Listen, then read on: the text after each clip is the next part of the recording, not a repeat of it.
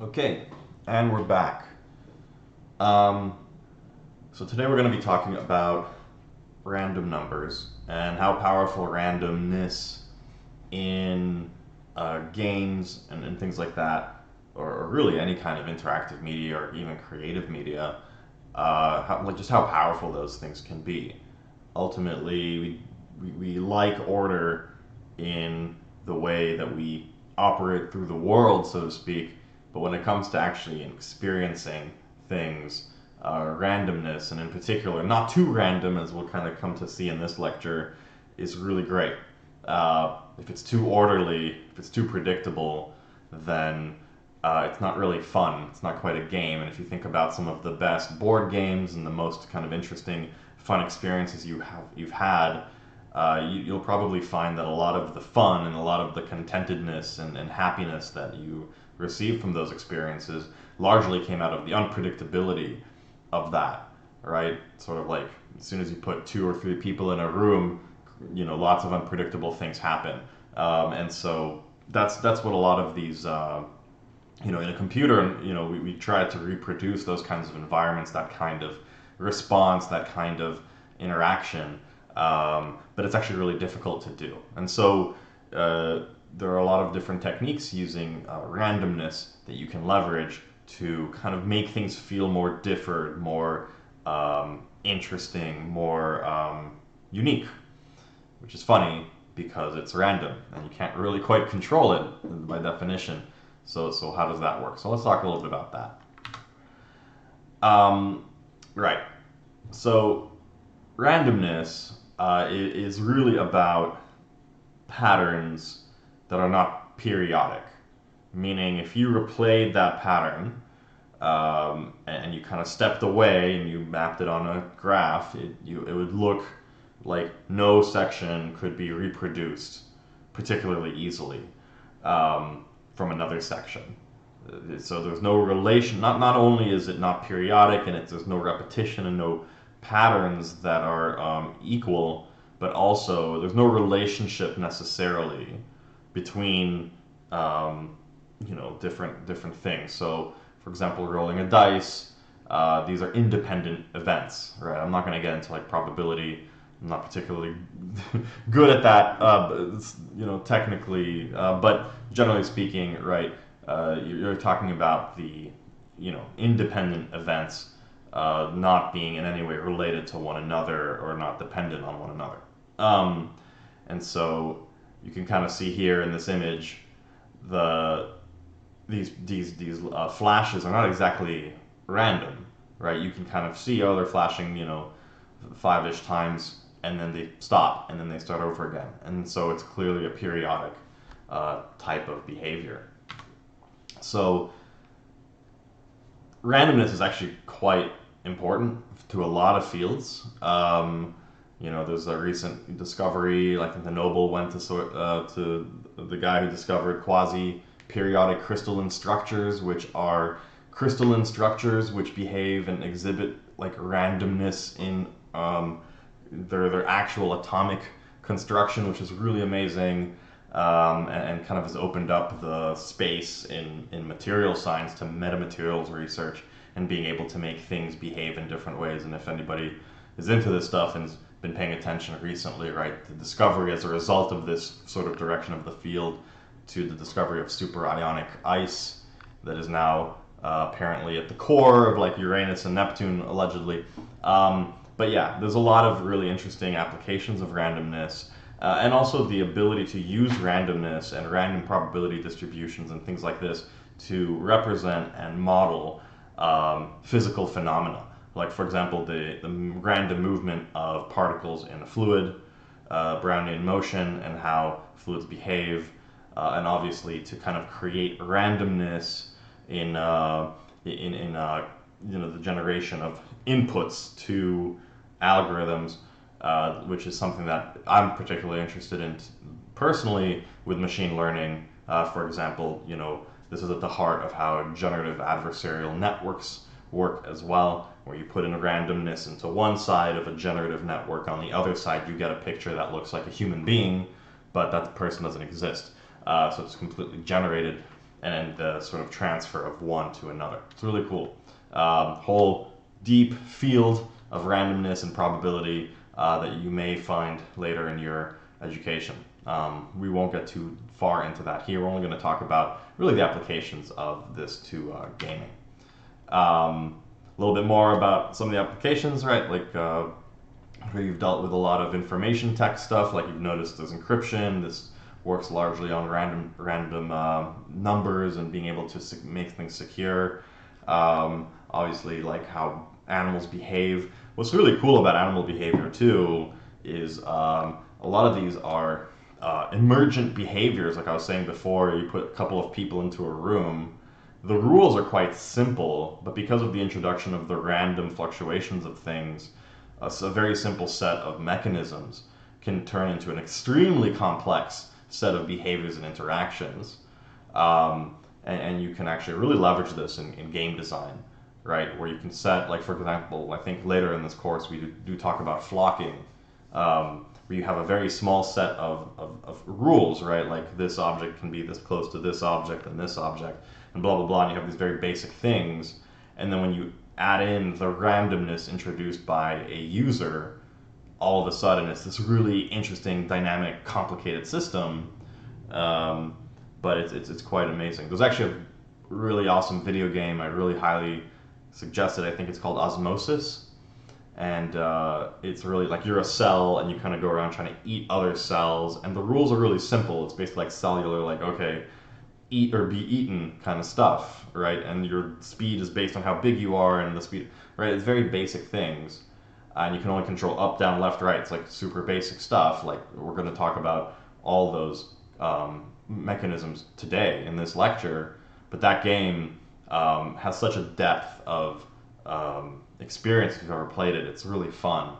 You can spend hours just playing like little cells trying to get other cells. And but the rules themselves, the actual mechanics of this game are almost stupidly simple.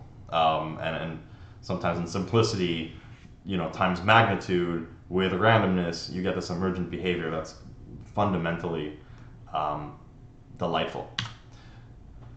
So, yeah, randomness can be used for a lot of really compelling effects, really very, very valuable for predicting natural phenomena. Like, for example, even if you ever heard of the Poisson distribution, which kind of looks like, if you know, a Gaussian is like this. We'll talk about that in this course, but a Poisson is kind of like, almost like there's a bit of a skew to the left.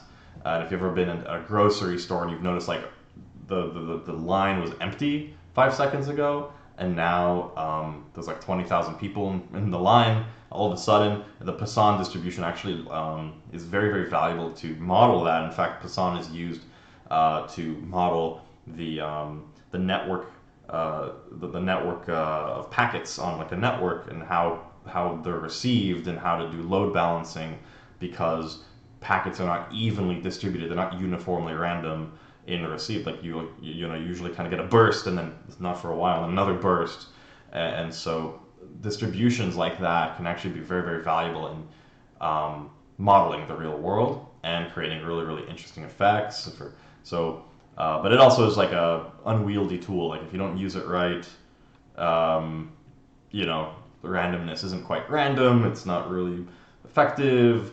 If you've ever tried to do path tracing stuff, and maybe I can show you some of that later in this course, in this lecture if you want. Please feel free to ask me about this in office hours. Like path tracing is a random stochastic approach to rendering, which is now being used more and more with the introduction of real-time ray tracing hardware. But if you don't do it right, it doesn't quite work. So there's this whole field of how to make sure things are actually random, because randomness is almost like this natural phenomena that we haven't quite cracked of how to reproduce. So computers don't quite do it the same way that the real world does. So that's kind of an important thing to know.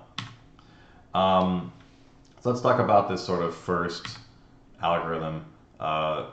Random on computer, like truly random, as I was mentioning, the next value cannot be predicted.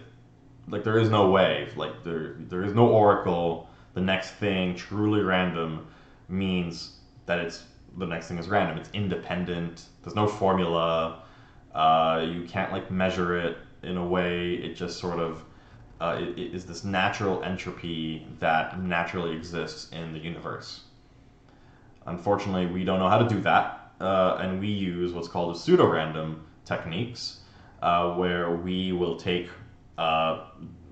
things that we can show that are provably random within a certain set of parameters and local situations, but because these patterns are so long, and it's so hard to kind of make sense of it, like for example using a hashing function or things like this, it's almost difficult. It's almost impossible. It's mathematically, it's almost like an approximation of randomness, and it's sufficient for most applications. However, like you'll see this thing called a seed, where we seed the random the random sequence, and you'll notice very quickly, right? And this is actually used to great effect in procedural generation of textures and other things. And these are predictably random, meaning your seed will set the beginning of your sequence, and so maybe the first time you run it, you'll be like, oh, these are random, but the second time it'll be the same numbers. And actually, this is used to great effect using with Perlin noise, which we'll talk about later, because this allows you to create procedural textures, like for example, the texture for wood or marble. Obviously, you want those textures to look the same every frame. If every frame it was changing like what the texture looked like, it would just look like noise, and you don't want that. So randomness is different than noise, which obviously are related, but you'll see what I mean by that soon. So yeah, the way that this works, as I was mentioning, you have a seed value that this sort of feeds this algorithm. It kind of cements it, it anchors it to a particular kind of beginning point, and then you kind of use some kind of algorithm to change that value, and then a kind of in another algorithm to sort of convert that changed value into your next value.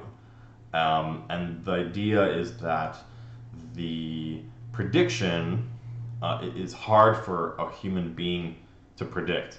I actually remember a study early on when I was actually in high school, and I was taking stats or whatever, and it was a really fun experiment that we did, and we found, not just us, but we replicated an actual study. It wasn't like a bunch of 17-year-olds doing research, but the idea was take a circle and have people draw where like randomly. So like here's a circle, and in the circle put an X randomly. And what's really funny though, if you take a statistical analysis of that, you'll notice most people will draw in the same locations. There's sort of like a probability distribution related to where people will do that, which means it's not random. So human beings are not very good at being random. As much as you may think like, oh, that's so random, like you're not being random. You're probably like everyone else when you say that. So don't say it. No, I'm kidding. Say whatever you want. Be yourself. The other corollary to that study, though, was when people asked them to draw on the circle where other people would not mark. It's like, where would you not mark it? It's like this sort of weird double negative thing. That's where they did start to see some random behavior. So when human beings are capable of it, it's just not really. Interesting stuff. So yeah, as I mentioned before, if you use the same seed, you will get the same pattern and the same sequence. So there is a way to ensure that you actually have truly random, regardless of using the same seed, and that is usually to use the time. So if you want to seed it so that it actually is fundamentally different each time, you want to seed the random number generator with the current time, or have the user enter their name, or something that is some way to change the seed in a way that would be different for either the contextual session, right? So if you want it to be random for each person, then it could be their username. If you want it to be random for each time they run, it could be the time. If you want it to be random every day, but not every single time you run it, but on Monday versus Tuesday you use the day, right? So be creative in the way that you can sort of seed these things. The nice thing about the seed is that a change in seed does not provide a like one-to-one change in randomness. It's not like a bias. Ideally, these algorithms are nonlinear, and so when you change it you change the seed in a linear way, the pattern, the randomness does not change in a linear way in response. It will completely change in an unclear way. So yeah, just kind of a good point there. So most applications, most programming languages will have a random number generation function or library in C#. That is just the random. You get a generator and you get this new random, and you call next, and you can provide either a min or a max, or you can call next double, which will give you a value with 0 to 1, and you can multiply that by the range. So pretty straightforward. If you've used C and C++, it's equivalent to like srand and rand and drand and all that stuff. But usually it's called like rand, random. So let's talk a little bit about this sort of first algorithm. And it's quite a simple algorithm. It's called what's called a random walk. And random walks are surprisingly powerful in what they can do. You can kind of look here at this image of what is generated by the simple algorithm that really has very few rules, but scaled up to a significant scale, you start to see these really interesting, almost like unique looking patterns. And so there's a lot of like applications for random walks. It pretty well models the movement of a molecule of air in air. It models relatively well how an animal is searching for food, and it also quite well models the fluctuation of stock prices. Actually, a famous book called A Random Walk Down Wall Street. And so, if you ever heard of high frequency trading, understanding a random walk is very useful if you're trying to make money in the stock market with algorithms.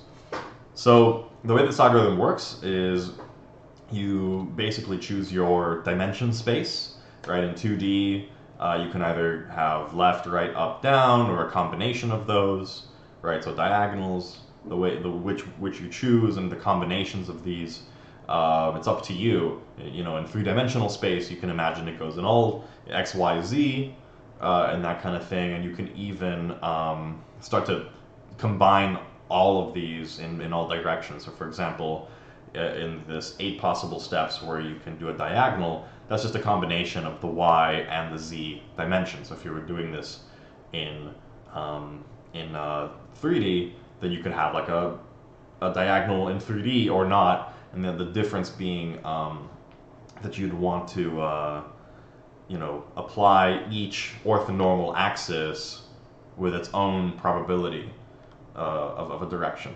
So it's a relatively simple algorithm, and you can also have the choice of not moving at all. So this kind of comes up with, again, it's about taking each dimension and then applying kind of a random to it. It's almost like flipping a coin, right? You're like, oh, should I go left? Should I go right? Or not? And you're basically having this sort of equal, uniform probability of going in any particular direction against each of the orthonormal axes of that. So, pretty powerful little algorithm, and you can actually start to see that you apply this to an agent, say in a video game, and you're starting to make it look like something that's kind of intelligent almost. Obviously, it's not particularly smart, but nobody said how intelligent. It's just going to be more than just stupid. So yeah. So okay, I guess I did not update these lectures. This is an online class. This is a time for you to take a moment, and if you're watching this lecture by yourself, if you're doing it in a study group, or Feel free to also talk about it on the Discord. What are some of these applications do you think for randoms, values, and games and simulations? I've obviously mentioned a bunch, but what are the kinds of things that you think you could use?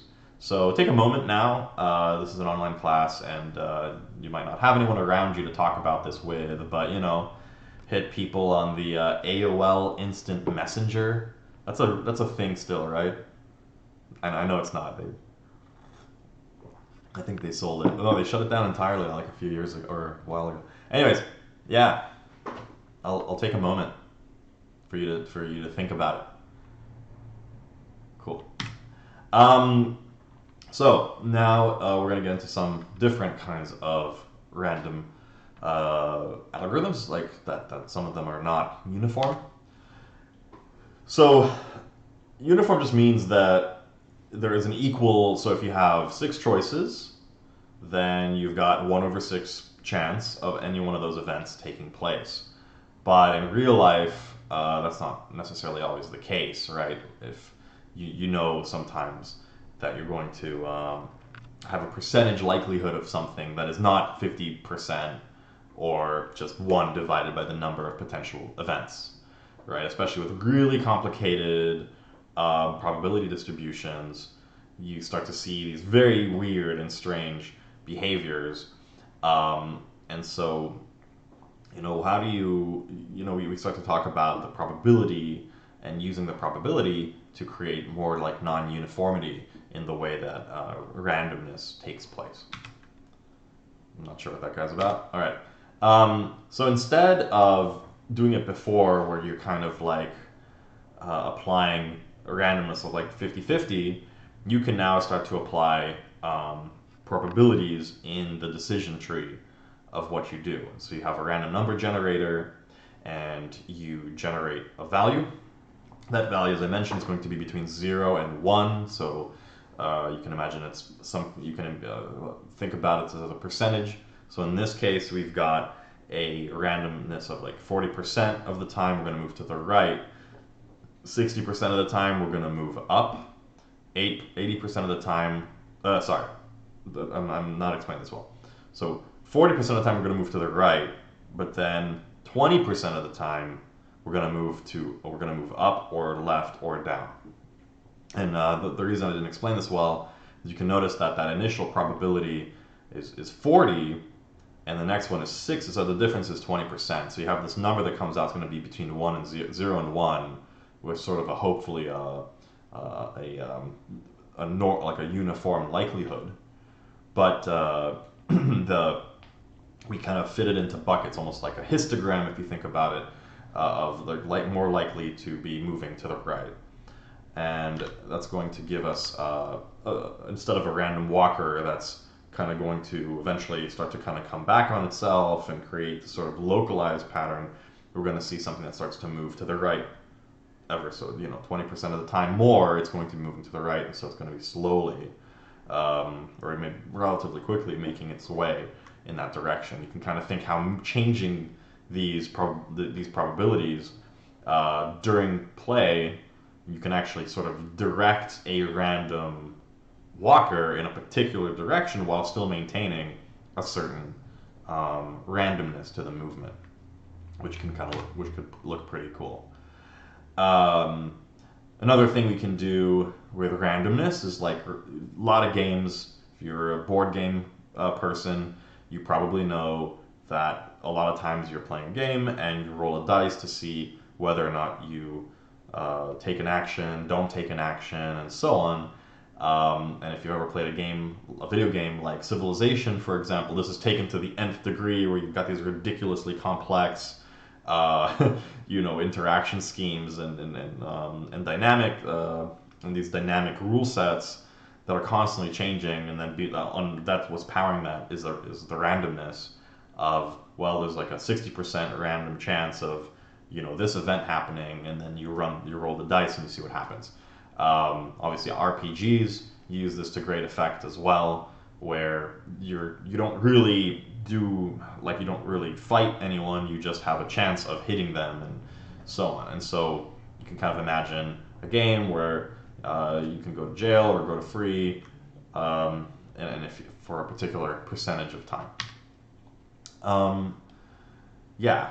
So the thing is, the numbers that are generated can be identical in sort of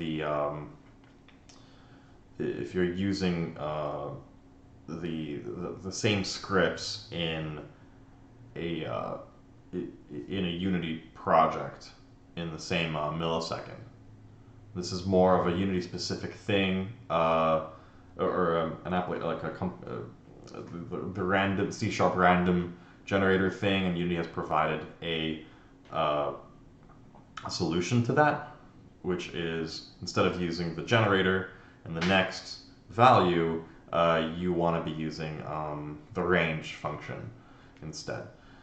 This is a very specific Unity problem that I don't have that much experience with, but if you find that randomness does not differ across multiple scripts, you're likely running into this sort of binning that some of these algorithms will use, where they're using the millisecond count or the tick count or something. I think this is a pretty unlikely thing to happen, right? But you want to be safe. So just make sure that you're aware that sometimes you do need to pay a little bit of attention to ensuring that your value is random in a different way than a different random algorithm, in either in a different script or in the same script or whatever. Sometimes it doesn't matter, right? Because ultimately what you're doing with that random number may be different enough that you won't ever even notice. But if you want to be really on the safe side, understand that there are different approaches versus using next or hitting a range, in the case of the C# random number generator. So in this case, we would be using the Unity-specific non-uniform random algorithm, as we were talking about. 40% of the chance we're going to move to the right, and 20% of the chance every other direction.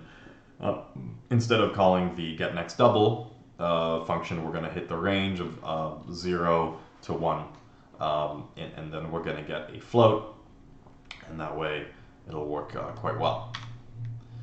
And similarly, with the jail example that we were using, this is the way that you would do it with the Unity-specific approach that we were talking about before. So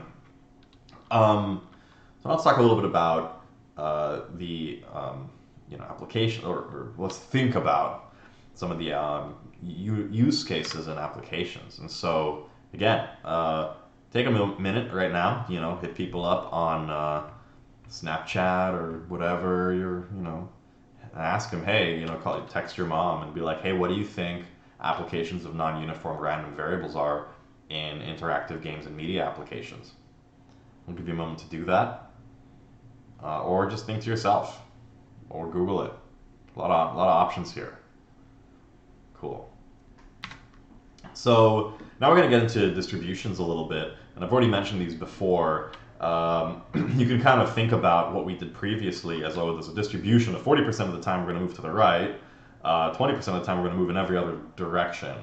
But if instead of having kind of a hard-coded value, we can instead apply a uniform lookup to a distribution that will then give us the percentage likelihood that we should go in a particular direction. You'll see kind of how this works in a second. So to talk about the Gaussian, or the normal distribution, I'm sure you guys are all pretty familiar with this at this point. This is what's called the bell curve. It's got a mean. Usually you see it meaned around 0, but obviously it can have a mean at whatever point, and then you have a standard deviation, which is effectively the square root of the variance, which is really kind of the change of every value against the mean, and then the average of that, and then the square root. Is it square root or the standard deviation? Yeah, the square root. So that and the standard deviation being this sort of distance, or the width, right? You can have a very narrow peak, everything. A lot of people are really, a lot of the values are really close to the mean, and then you have a lot of values that are sort of distributed more widely, right? So there's a lot of different ways, and you can imagine something with a standard deviation of 0 to be a impulse, right? Like 1, everything's at the mean, and a standard deviation of infinity is a flat line, right? Like nothing is more likely than another, which is actually a uniform probability distribution over an infinite number of the whole real number spectrum. So the standard deviation, it's like I was mentioning, it's sort of like a spread. It's always positive. We just do it. It's all the it's always, sorry, it's not square root. It's to power 2, I think. And then it really represents the kind of density of the function. Generally, we kind of split up the bell curve into these sections of like 1 standard deviation, 2 standard deviations, and 3. And the width of this is really dependent on the data itself. And why do we care about this? Well, like this is what we need to create a distribution when we use it with Unity. And so to understand a little bit about the standard deviations, usually always 68% of values fall within 1 standard deviation from the mean, 96% in 2, and then 99% within 3 standard deviations of the mean. 100%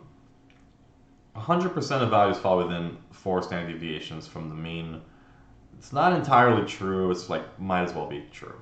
It's very, very like there's a manufacturing process called Six Sigma. The whole idea of Six Sigma is it's like you test objects on a manufacturing line, and if you can hit 6 sigma or 6 standard deviations from the mean, then you can say, oh, this is a good manufacturing process. So the percentage is so low at this point of error, of likelihood that something went wrong, that you might as well, it's super low, right? Cool. So what can we do? What can we represent?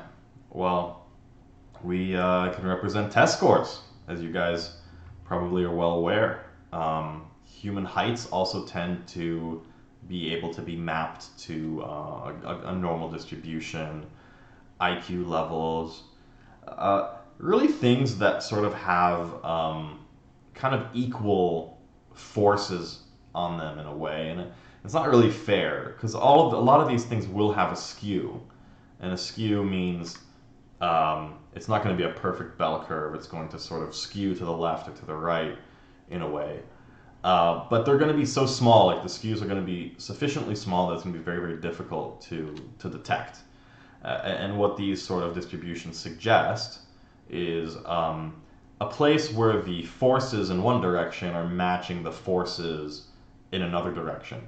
Dice rolls are a really good example of this. Obviously, dices feel forces uniformly in every direction, and so the likelihood of getting a particular roll of the dice with multiple dice, like it's going to be pretty well approximated with a normal distribution. And so our test scores, right? Like one person really understands everything, doesn't even have to come to lecture. Another person, is really struggling, for better or worse, for a variety of reasons. From this person took it, last semester and is doing it again this semester, and this person, skipped 2 grades in high school and forgot and didn't learn a particular component that is core to the core, whatever. Like these things tend to even out and cancel out, and you get this sort of distribution. And so normal distributions are also particularly good because even if it's not normal, even if it's more of like a triangle, right? Like you can kind of see this is a particularly discrete number of states where you think about that doesn't actually look like a normal distribution so much as it looks like a triangle, right? But you can sort of draw a normal distribution on it, and it would match. You can easily map that pretty well. So a lot of times, you have to remember random and distribute and like probability distributions are tools. They're approximations that are quite good. There's no reason to use a probability distribution to figure out 2 dice and what's the likelihood of getting a particular set of dice rolls. But say you have 10 million dice, I think that starts to get into a point where that makes sense. Like, why not? Even a pile of dirt. Right. Again, matching forces. So you don't have to do too much to make a Gaussian formula. We implemented this for yourself. If you're interested in the math, here's a link. Feel free. This is a Box-Muller transformation, which you know is a way to calculate the Gaussian distribution. I'm not actually familiar with this approach, but the equations for the Gaussian distribution, as many others, is pretty well known. Distribution, and it's this equation right here. E to the blah, blah, blah, blah, blah. This is probably a approximation that will make it a little bit easier to calculate. Cool? Right. I guess this is actually to talk a little bit about this particular, what this transformation is doing. This is using what's called the inverse matrix, an inverse matrix transformation, meaning, or an inverse transformation, sorry, of one distribution to another distribution. And the idea is if you've got a normal, uniform distribution, you can use a transformation to reach another, a non-uniform distribution. And so in this case, the Box-Muller transformation is taking, as you can see, and this is actually kind of an important point. If you were to take if you want to produce a Gaussian, you need to to have a generator that behaves like a normal distribution. But our generator is uniform, right? Random.range is going to give you, ideally, a flat, uniform, like getting a 2 is just as equal, or getting 0.3 is just as equally as likely as getting 0.5. So to convert that into the Gaussian, you can't just take that and plug it in to the normal distribution, because that's not an x. The x in this distribution represents the value, and then you get the likelihood of that value. You get the percentage likelihood, right? But we want the percentage. We don't have the value. We want the value. We don't want the percentage. So the inverse, what's called the inverse transformation, is basically a way to convert one transformation to another, and that's what this Box-Muller transformation is doing. Sorry, this is just interesting to me. Hopefully it's useful and explains why this equation right here is going to look significantly different than the actual normal distribution, which is a pretty well understood equation that you, I'm sure, have seen a number of times before. So this is a bit of a kind of a gotcha in a way. You really should know that this is this is a transformation. You're taking a uniform transform and you're converting it into another transform. So cool stuff. The thing that you'll see is when you do this, you'll see a lot of the objects. If you were to take this and multiply a number of objects on the x dimension, and you look down and you'll see kind of a concentration in the middle, and kind of it'll start to get sparse as you go out into the fringes of that. If you do it in a 2D, you get that same behavior, but with sort of a radial pattern, because, right, if you were to kind of squash this down, it would look like the previous example, in either direction. So like, it'll be kind of like dense in the middle, it'll be dense in the middle. So if you do it in x, y, in both x and z, or x and y, whatever, you'll see this kind of clustering sort of behavior. So again, I want you to take a minute, go out to a payphone, which don't exist anymore, call somebody, ask them what they think about Gaussian distribution applications, in real-time simulations. Give you a minute to do that. Good. So now we're going to talk about a very kind of cool technique that was developed by this guy, Perlin Noise. So Perlin Noise was developed by Ken Perlin. He is a professor at NYU. He developed a really amazing algorithm that's actually quite simple if you think about it. But we'll talk. Well, I don't think we actually have to develop. It's funny that Uni doesn't give you uniform like a Gaussian transformation, but it does give you Perlin, which should give you a bit of an understanding of like how useful this technique has been. You'll see this technique it was actually developed originally for a movie called Tron, which is one of my favorite movies, and it's just a good movie, I guess.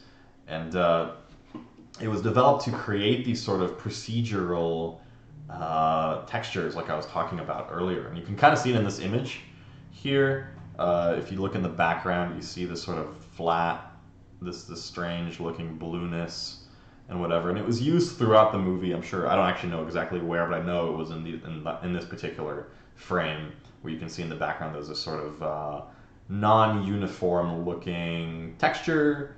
And I guess they needed a lot of these. And that's what this link here I included. It's one of my favorite links about Perlin noise and noise in general. Highly recommend you check it out. It really goes to show and talk about a lot of these sort of principles of, things that people like artists that have used noise to great effect to create really interesting things. And it has some really cool examples like this is what Perlin noise. We'll talk about this in a second. In the example, you can even change the code. So if I put in a 3 here, it's going to get mad at me. No, I cannot do that. Right. If I put in a 2 here, it's going to change that. Whatever. So a lot of fun things. You can see what you can do with it, and cool. So I recommend checking out this link. It's just a good read. And yeah, it's really this idea of making it feel random without having randomness, right? Like, how do you apply randomness in a way that is very pleasing? And how do you do something that kind of feels and looks random, but it isn't? It's got a pattern, but the pattern is like clear but non-repeating in a way. So think about marble, or think about wood grain, right? Wood grain is unique, but it looks like wood grain. It looks like every other wood grain. It has these patterns, striations and such, but it doesn't repeat. It's unique. So to kind of talk a little bit about, random values between 0 and 1, you'll see just this noise, and it'll look just like like imagine white noise on a screen. Whereas Perlin noise, there'll be kind of this interpolation. There's a way to go from one to the next, and this is actually done through sampling of random distribution, and then literally interpolating between them. So this is actually a really simple example, but you can, instead of having just random unconnected dots, you have a way to go from one to the next using a variety of interpolation techniques, such as in linear, triangular, whatever. So ultimately, 1 or 2D Perlin noise, it's just like we've seen. It's a value between 0 and 1, and it looks the same in 2D and in 3D and 1D and whatever.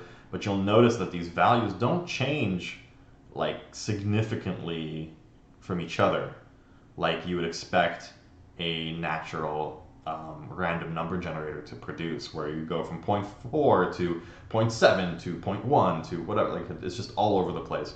There is a certain relationship between the numbers. And so when you graph it, you'll notice that it kind of looks like a wavy line. And when you do so in 2D, you'll see this sort of cloudy looking thing. Now,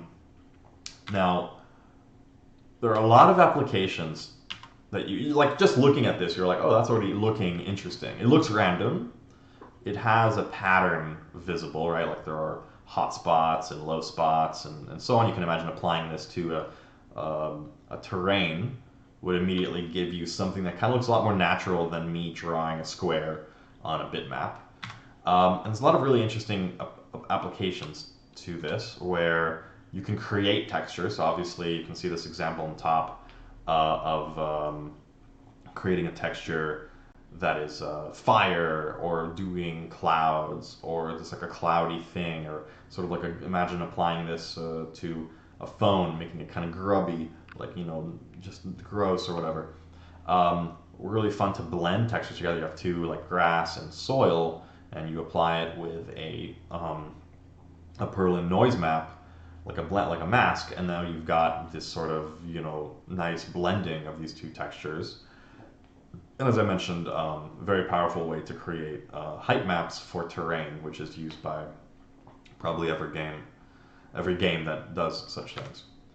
So the way that you do it is you kind of provide it with a time.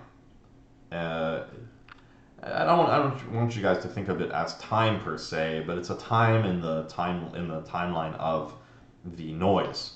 So you actually do have to give it some kind of active seed, and this is important, especially for generation of textures, because if you change this time, you can actually change the values, and this is something that I use to great effect. For example, for water effects, I'll pull up. I mentioned I might do this once in a while, but we actually use this.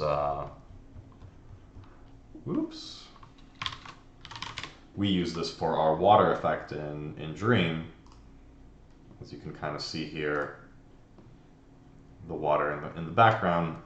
That is a Perlin noise generator that we built to allow for like really nice water reflection and textures and things like that. Where are you? Cool, my internet is broken. You get to see the keyboard.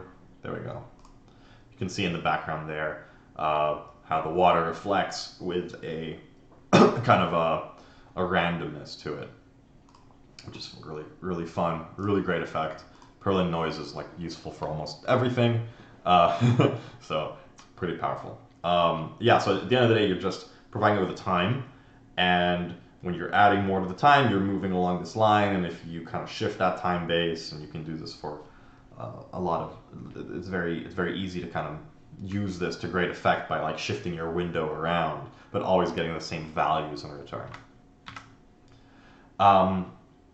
And so the way you do this, like we were talking about, is you've got these neighbors, you've got this neighborhood, and you move in these particular ways, and then the Perlin noise algorithm will interpolate. And so you can see in the right corner here the sort of table of numbers, and that's actually exactly how the Perlin noise algorithm works. Is you create a sample of values, and then when you hit that that array with I want this time, and it will kind of interpolate, it'll kind of connect the dots, so to speak. So you don't have to build that. Unity gives you a Perlin noise function. As I was mentioning, they don't give you a Gaussian, but they give you Perlin noise, and that's because Perlin noise is very, very, very useful. And so you just have to call the mathf function library with the Perlin noise function, and the x coordinate, and the y coordinate is exactly what I was saying. That's the time. You can also do this in 3 dimensions. I'm not actually sure if the Perlin noise will take 3, but you can always do you can just do 3 Perlin noise functions, one after the other, for each of the values. So you don't necessarily have to. There's different ways to do this. Although this will actually just give you a 1D value. Cool. I'm going to be playing. So this is the only lecture we have for this week. The rest of the week you'll be working on this exercise. The idea is to create a Perlin noise terrain. It is not due in February. I've not updated in the lectures. This will be due next week per what my course is. Please, I know this has come up like 3 times now in the Discord. I'm adapting this class. I'm using materials as I get them. I don't have all the time in the world. I'm an adjunct professor. I work on a lot of other things. And so my courses is the de facto like arbiter of when things are due and whatever. If you don't see something on there, please message me on Discord, message me wherever. That's on me. So make sure that you have the materials that you need once you watch the lecture and so on. Anyways, the Perlin terrain exercise, which I'll go through in a little bit, the idea is just to build a terrain that's noisy per what we were talking about, and using the Perlin noise generation functionality from Unity to do so, to actually manipulate something like this for real. There's going to be a quiz online, and there's also readings that should help you out. Hopefully you've read the Nature of Code, and I also provided a link in this about Perlin noise, which is really, really, in my opinion, my favorite article on the subject, and I can post that as well in my courses right after I finish recording this. So yeah, that's about it. I'm invisible, except for my head, I guess. Shouldn't have worn black today. It's like one of those pantomime like things, you know. Thanks again. Please continue to give me feedback on Discord. This is the only lecture for the week. And I will also I'll do another lecture on kind of playing with these things in Unity a little bit. Also, the first project is assigned this week, which I haven't talked about too much, but it should be online in my courses. If you have any questions about it, please bring it up during office hours tomorrow. And hope you guys have some fun with noise. We're now getting into some real fun stuff over the next few weeks. All right. Thanks again for watching.